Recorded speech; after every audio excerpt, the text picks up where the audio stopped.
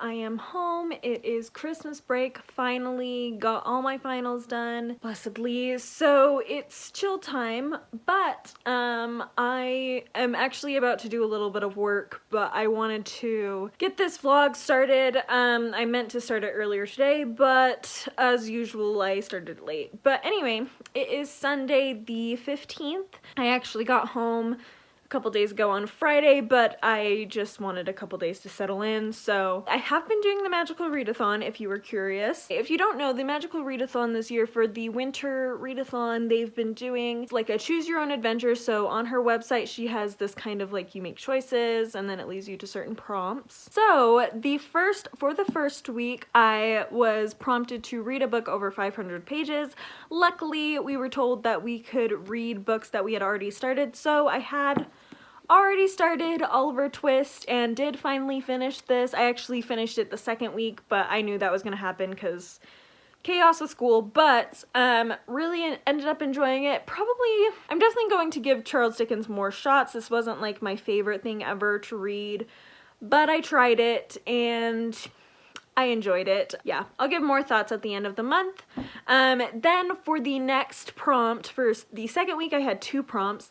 The first being to read an urban fantasy, and I honestly just, at this point in my life, I'm not as into urban fantasies. I don't read them very much, and I didn't have one available to me. So I kind of stretched a little bit and ended up reading A Christmas Carol by Charles Dickens, to Charles Dickens this week, which takes place in a city and there's magical supernatural elements. So I feel like it's close enough, and did finish that and really liked it. And then the second prompt I had this last week was to read a book that had been a book club pick, or I could buddy read a book, but I didn't really have time to figure that out. So I ended up reading Between Shades of Grey by Ruta Sepetys, which my mom's book club read a few years ago, and it's been on my radar ever since.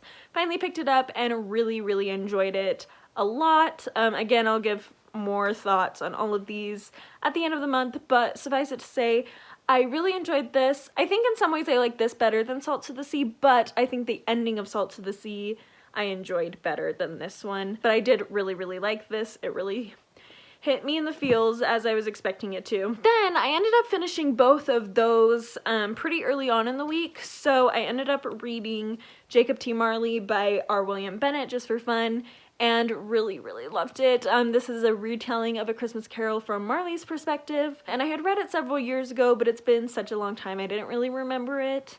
And oh my gosh, it's so cute. It seriously made me tear up. It just adds such a beautiful layer to A Christmas Carol, which is already a beautiful story, and I just loved it so much. Then for this week, really quick, I actually was going to film myself taking the little quiz, but I didn't. So the prompt for this week was to read a book that was pink or purple, which is kind of weird colors if you think about it for books. I feel like I don't have very many like that, but I do have Mischief and Manors by Ashtyn Newbold. Ashtyn is actually a good friend of mine, childhood friend, who wrote this. It's a Regency romance, which is this genre that I like every once in a while, but it's not really my go-to at all.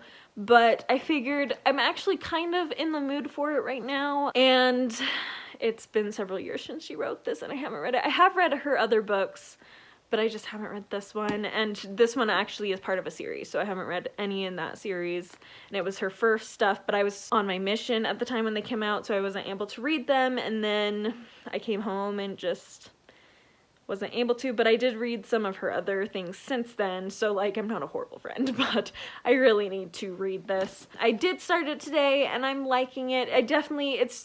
I knew this would happen, and she's aware of it too, but just like, this being her first book, the writing is just not as good as it is in her more recent ones, so it's a little hard that way, but it's cute. They're just fun, you know, enjoyable reads, lighthearted. They're usually pretty fast to get through, so I think it'll be good.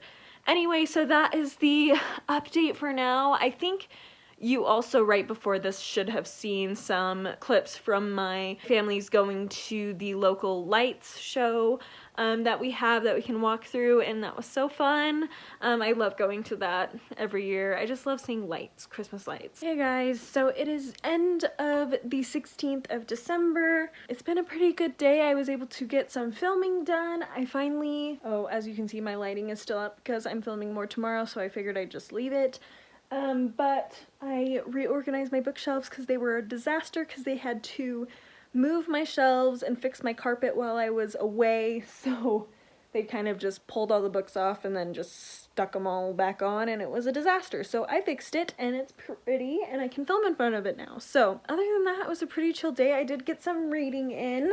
I am about 50 pages into Mischief and Manors. As I mentioned before, this was written by a friend of mine. The writing in this is a little bit of a struggle. I have read some of her more recent stuff and liked it a lot more, so that's good, but I'm really struggling with this one. I also don't particularly love the main character. She's not one of my favorites. I think the premise, the story idea was beautiful, is beautiful, and I think the depth that Ashtyn was trying to create when she made this is a great idea, if that makes sense, just because it's kind of an abusive family relationship and orphans not in a good situation, particularly in this time period, which I appreciate. It's also a little bit unfair because this isn't really a genre I usually reach for. When I was in high school, I did a little bit more, but I just have never, even in high school though, it was more everybody else was into it, and I just kind of was along for the ride for some of it, but I was more into other things.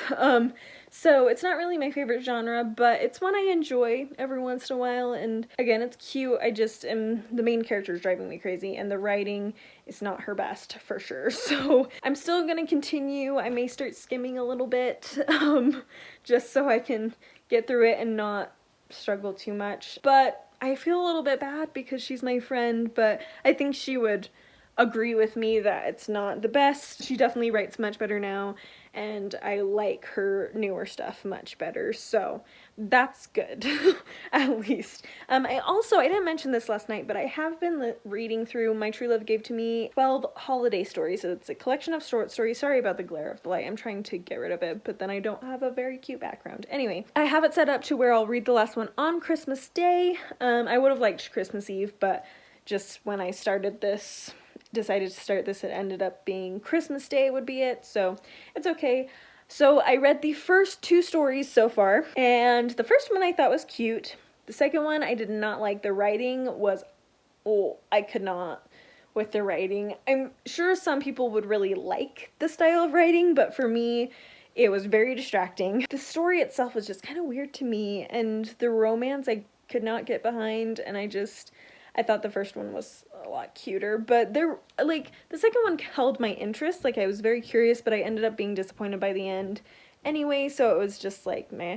But it's okay. I don't really expect going into a short story collection to love all of them, so hopefully tonight's, though, will be better. Also, I got this copy on Book Outlet several years ago, and apparently the third story was signed by the author, so kind of exciting. The other 2 weren't, so kind of fun. I don't know if any of the others were signed by the author, but that one was, so that's cool. Anyway, that is my update for now, and I will check in later. The mall here does a Harry Potter thing, and we're definitely going in.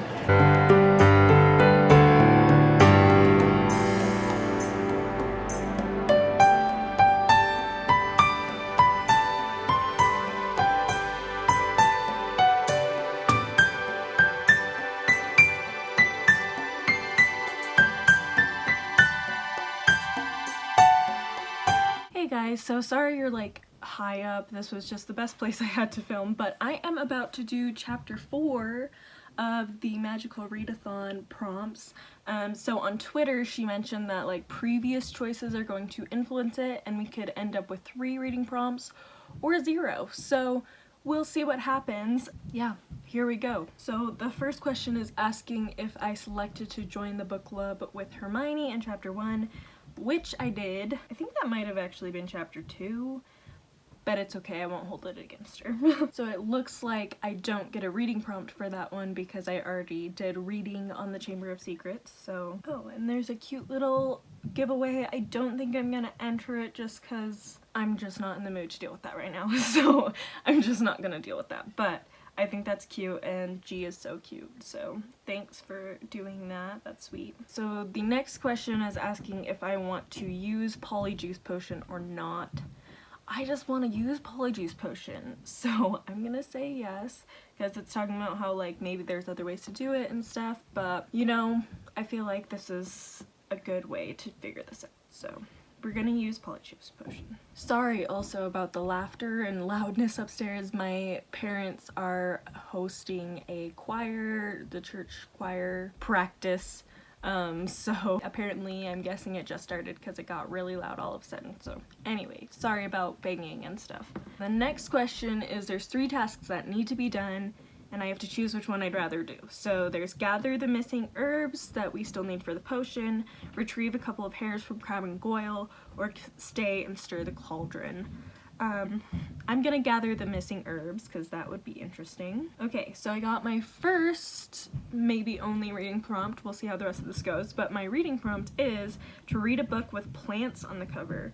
That can be anything from a tree to a flower to an acorn. So I don't know what I'll do for that yet, but I'll look in just a second. Alright, we got it. Now we're drinking the Polyjuice Potion.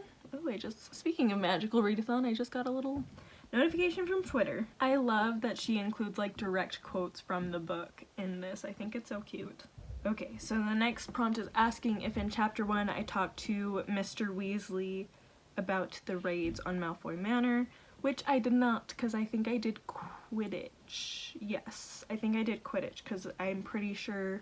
No, maybe I did Denoming the Garden. Anyway, either way, I did one of the other ones. So no, I did not get the chance. Okay, so I have a second reading prompt.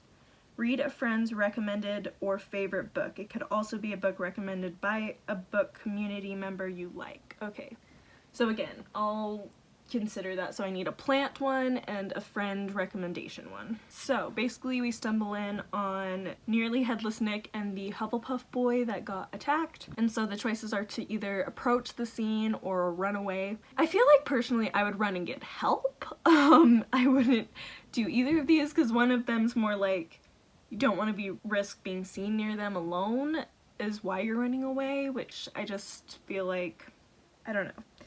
I feel like that might be more what I do, but closer to what I would do because I would just go and find a teacher to help.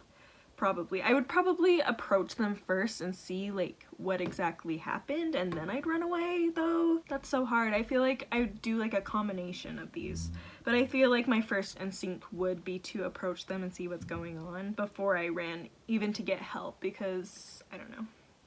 I'm just like that. Okay, so now I'm getting sent to the headmaster's office. I really hope I don't have a third prompt. If I do, it's not the end of the world, but. Oh, there's like a little Twitter challenge that for petting the phoenix, and we have to tweet a photo of our favorite bird with a hashtag #IMetFox. So I'll try that. I feel like I don't have a favorite bird. Probably an owl, if I'm being honest, but or a raven, just because they're so mysterious, you know? Wow, this keeps going. Okay, I think I reached the last page, but I'll read it really quick. Alright, so those were my only 2 prompts. I'm going to really quick look at my shelves and then I'll show you which ones I end up picking for those prompts. So, for the plant one, I think I'm going to pick up The Muse by Jessie Burton. I just think I'm kind of in the mood for a historical fiction with some mystery aspects to it, and I think that's pretty much what this is. This is also the author of The Miniaturist, which I've heard mixed things about, but I think it's a book that I would be interested in. It's definitely one that's based on taste, but I think it's kind of more my style of book for sure. But I figured since I own this one, I may as well try this one, and then if I like her writing and stuff, I can try the other one. I actually haven't heard much about this one, but it does have plants all over the cover, so we'll go with that. For a book that's been recommended to me, I kind of stretched and just am talking about a book that a fellow booktuber I watch has talked about, and it's actually the final book in a series I've been working my way through, but that is Five Dark Fates by Kendare. This is the fourth and final book in the Three Dark Crowns series. These are usually really fast for me to get through. I usually fly through them, so I think it will just be nice to have, since this one might end up taking me a little longer, it might be nice to have one that's a little bit of a quicker read, and then I can finally finish the series, which would also be awesome. Also, though I am still working my way through The Hunchback of Notre Dame, because I'm reading those two books, I don't know how much I'm going to read this, but it would be awesome if I can end up reading quite a bit. Maybe Christmas Day I'll end up reading more than I'm expecting to. So anyway, yes, those are my reading plans for the week, I guess. And, oh, I was going to mention, too, really quick, that I did finish Mischief and Manors. It's over there, and I don't really care to go grab it, but I will basically just say that I appreciate it because it shows me how far my friends come in writing. I think the foundation, the bones of the story were really good. I just think some of the writing wasn't that great, and the character development was a little weird, in my opinion, and especially because I know she puts a lot of research into her books. I felt like there was some cultural things that she didn't get quite right, and I understand some people will write historical fiction but not really put in the research about the culture and not really care if it's historically accurate, and that's fine, but I just, knowing her, I know she puts a lot of research, so I felt a little weird, because, like, for example, I felt like the guy was very forward to the point where at that time period he would be considered a rake, a player, basically. Like, he just is a womanizer is what he seems, and he's almost so flirty to the point that I don't trust him, even though, but like, I know he's the love interest and he's supposed to be trustworthy, and so I do trust him because of that, but like, if I didn't know that, I wouldn't trust him. And because he's just too flirty and too forward, especially for the time period. I also, because he's so forward, it made the main character seem so stupid because she couldn't figure out that he liked her, even though it was so painfully obvious. Like, sometimes I can understand, like, you're not really sure, like, you have, like, maybe you look at each other across the table or whatever, and like, maybe yes, but like, you don't really know. But it's like things that, like, he's basically asking her to marry him, and she's like, oh, he can't really mean it, he's just teasing me. And then I'm like, why are you interested in him if he's going to tease you in that way and be like, do you want to marry me? And if you say yes, he'll laugh at you. Like, why are you attracted to that anyway? So she just seemed really dumb. She also, like, was all like, oh, I need to keep all my love for my brother, so I can't marry him. And I'm like, but you need to get out of your aunt's, she has like an abusive aunt, and I'm like, you need to get out of your aunt's house. And at that time period, you can't earn a living. You're a woman. I'm sorry.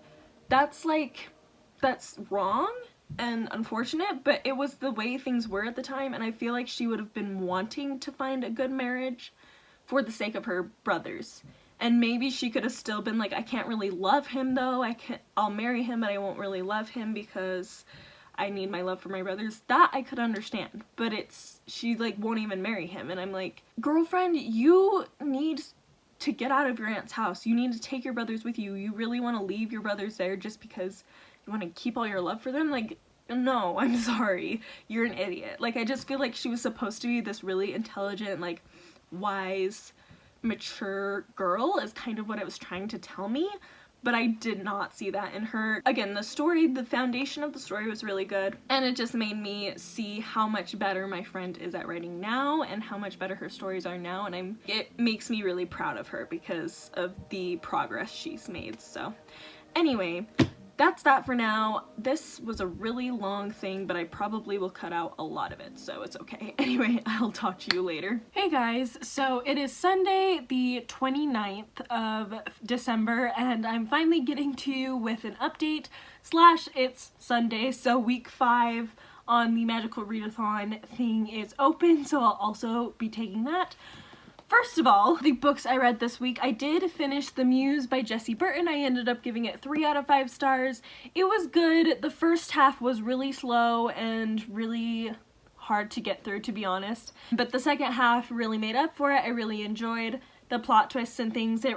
Some of the plot twists were kind of similar to plot twist in The 13th Tale, which I read earlier this year by Diane Setterfield, and so they weren't as surprising as they might have been to me just because of that, but It was a really good book and I really adore this cover, so I'm definitely willing to try out her more popular novel, The Miniaturist, at some point because I did really like her writing style, but I don't know when that will be. Then this one wasn't for any of the challenges, but I did complete My True Love Gave to Me 12 Holiday Stories by various authors. This is a short story collection with 12 different tales for the 12 days of Christmas, and it was really cute. Sorry, I've been sick, as I've mentioned before, and I'm still dealing with it, so sorry about my scratchy voice. But anyway, this I also ended up giving 3 out of 5 stars just because there were some stories I really didn't love and some that I really did like, so it was just in the middle for me. That being said, that book definitely got me in the mood for some short story collections, so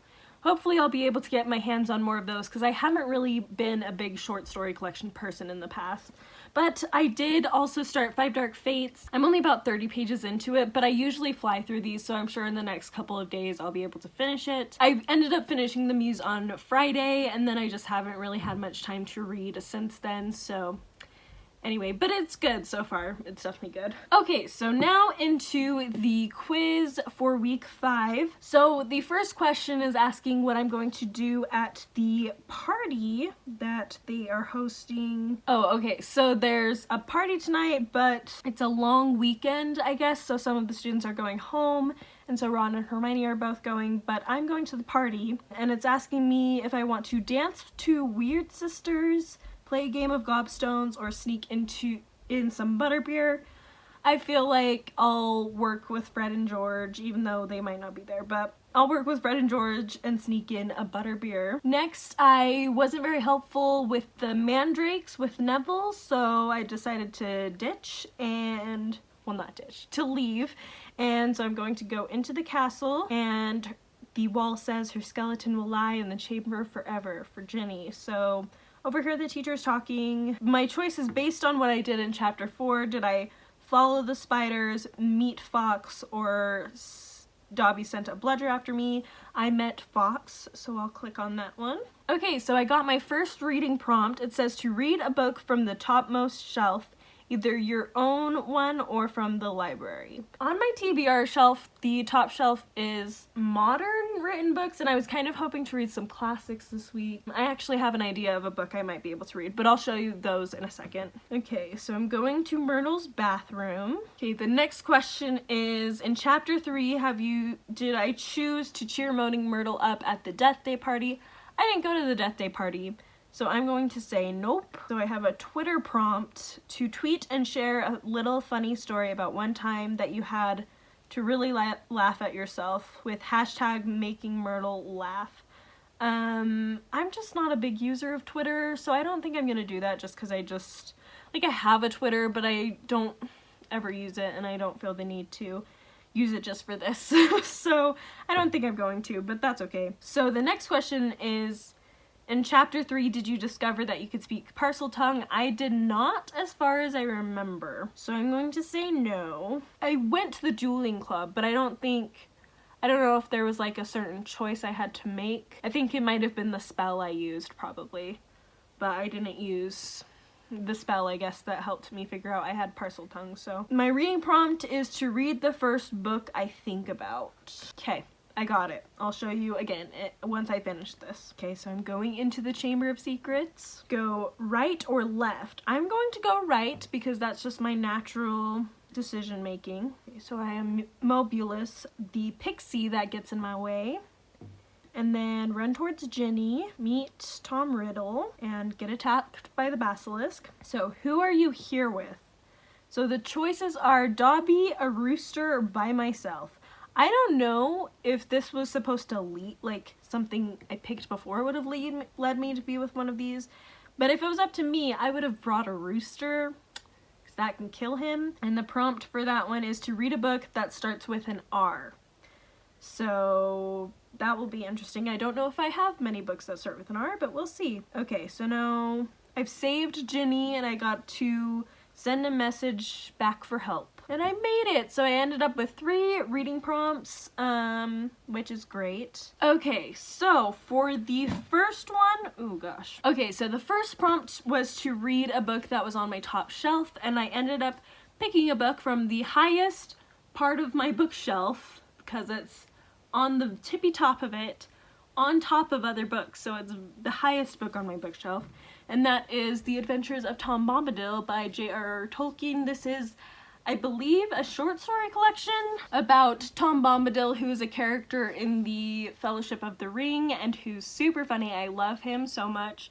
He's basically just this ancient warlock who just sings and takes care of the forest, but he's like older than Middle Earth itself. Like, everybody like hears his name and it's like, oh, Tom, and you're like, who is this guy? So I'm really excited to find out more about him and his adventures in this book. The next prompt I had was to read the first book I think of, and for that I ended up thinking of A Laodicean by Thomas Hardy, which is great because I've been craving a Thomas Hardy. I think it was one of those where I was like, okay, like my first thought was to think of a classic, and so when I think of classic, of course, Thomas Hardy is the first on my mind, so this is the one I thought of first, but hopefully it ends up being good. I've heard mixed things about it, so. And then for a book that starts with an R, I ended up going with another classic because, I don't think I mentioned this yet, but I believe the Classics-a-thon that Lucy over at Lucy the Reader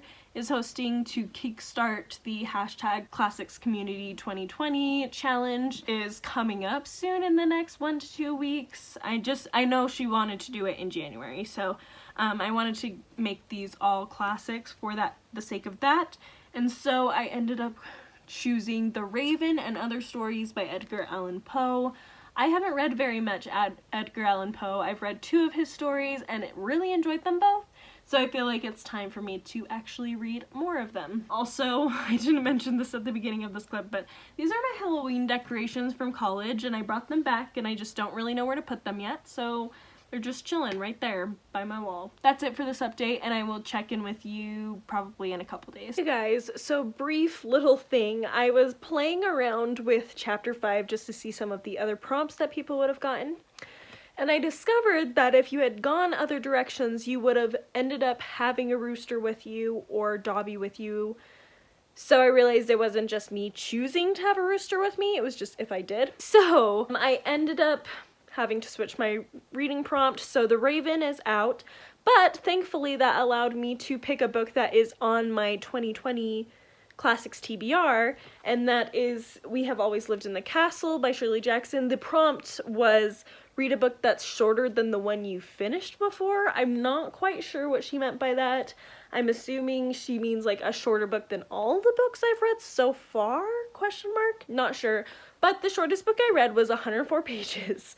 And I really, I don't like graphic novels, so I don't have graphic novels, and I just don't really have anything that's shorter than that, except for like short stories in collections. I guess I could probably read like a Shakespeare play or something, but I'm just going to go with this one because it's just a little bit longer. And it's shorter than all the other ones. I think the second longest one I read was 200 pages, and this is 136. So I'm just gonna go with this. It's a little bit of a rule bending, but it was the best I can do as of right now. So yes, that's what I'm going to be reading instead of The Raven, since I figured out I had done the quiz wrong. So yeah, just to let you know. Hey guys, so I got this great package in the mail and I wanted to show it off in this vlog. I think I mentioned it in the last clip, which for me was yesterday, but for you was just 2 seconds ago. So anyway, I ended up getting the Harry Potter Funko Pop advent calendar because it was on half price and I really just wanted these guys. I had seen videos of people hauling them, so I already actually took them all out of the box and I wanted to show you them on my cute Harry Potter shrine that I have. So let me turn the camera around. Okay, so first up top, of course, we have the trio all dressed all nice, and we have Hermione dancing, which is so cute. Also up here, I don't think I've shown this, so we have my wand box back there, and then Hogwarts will always be there to welcome you home. This is direct from London, this little brochure. And then we have a Fantastic Beasts magnet and the Marauders map. Then down here, we have the Professors of Hogwarts. So we have Dumbledore, McGonagall, and Snape, and then we have Filch and Mad-Eye over here. Then we go to the next level, and we have our champions, Triwizard champions, so Cedric, I guess Cho Chang, with Cedric, of course, and then Fleur, and then over here is Crumb, and then Karkaroff, and then Madame Maxime and Hagrid are back there with my wand. Next level down, we have the Patil twins, Neville and Ginny, and then Fred and George. If you're curious, this one is Fred because Fred is the one, if you watch the fourth one, you'll notice he's the one with like hair in his face a little bit more, and then George has like more flat hair. So yes, and then I believe, if I remember correctly, I think that this one's Pavarti and this one's Padma, because I think Padma was the one with the orange shirt and the pink sash, and then Pavarti was the other one. But anyway, and then we come down here and we have my other Ron and Harry, but they're after the ball, all taking off their jackets and stuff. And then we have Draco because he's the lone Slytherin in this mix and just wants to be by himself, you know, in the dark. So that is my shrine. It's so cute. I'm really excited about it.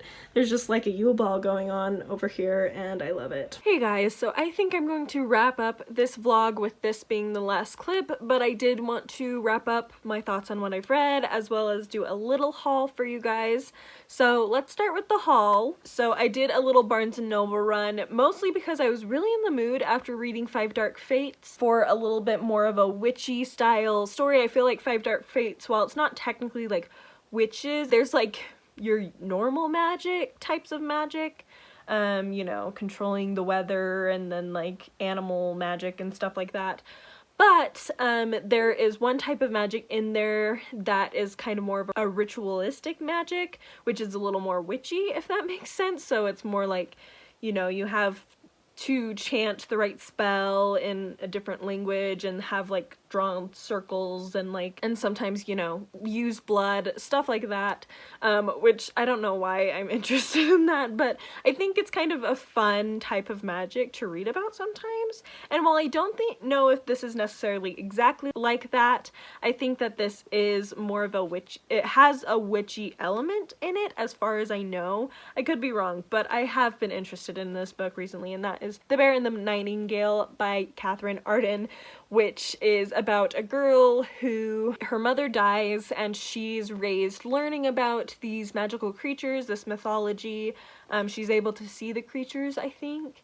And her father ends up getting remarried to this very religious woman who is trying to get rid of all ideas of this mythology in this town. And the mythology kind of comes back to bite. And the main character has to deal with that. So that's all I really know.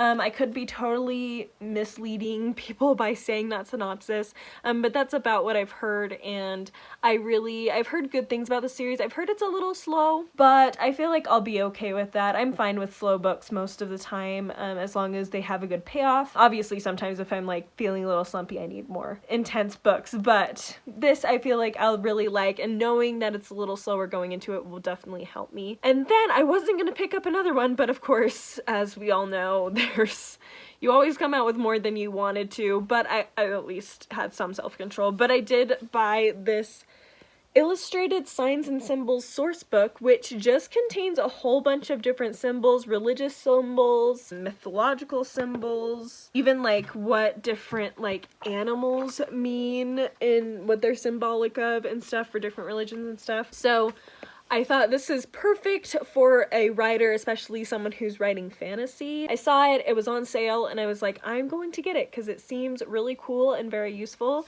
And I've already read a little bit from it, and it's been really, really cool. It even has like a whole section on like the language of flowers and like different plants, and it's so cool. I'm really excited to look through this. So that was my haul for the books I've been reading. I did finish Five Dark Fates. By this point you will hopefully have seen my December wrap up. If not, I will link it down below. But I gave it 3 stars. I went on quite a rant in my wrap up video about it, just because it was a little disappointing, to be quite honest.